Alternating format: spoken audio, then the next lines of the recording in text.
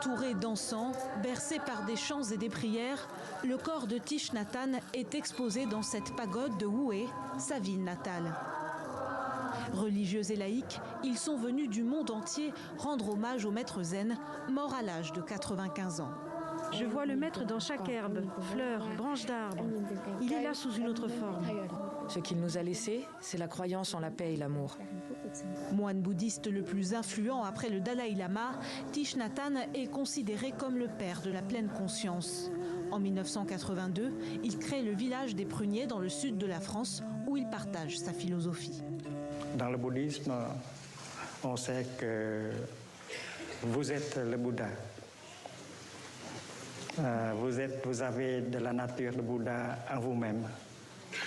Et chaque fois que l'énergie de la pleine conscience, de la concentration et de la vision profonde se manifeste, le Bouddha est vraiment là. C'est en France qu'il avait trouvé refuge dans les années 60, contraint à l'exil par les communistes pour s'être opposé à la guerre du Vietnam. Ce n'est qu'en 2018 qu'il est autorisé à rentrer chez lui, à condition de faire profil bas et de ne pas menacer l'hégémonie du parti unique.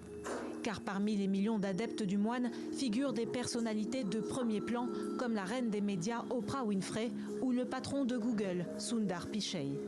Pour ceux qui avaient un emploi du temps chargé comme moi, avec beaucoup de pression au travail, son enseignement sur les méthodes de méditation m'a aidé à surmonter les difficultés d'une manière douce et agréable.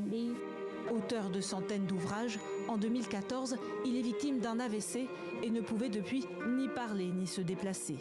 Le cercueil de Thich Nhat Hanh doit rester exposé une semaine avant la cérémonie de crémation prévue samedi prochain au Vietnam.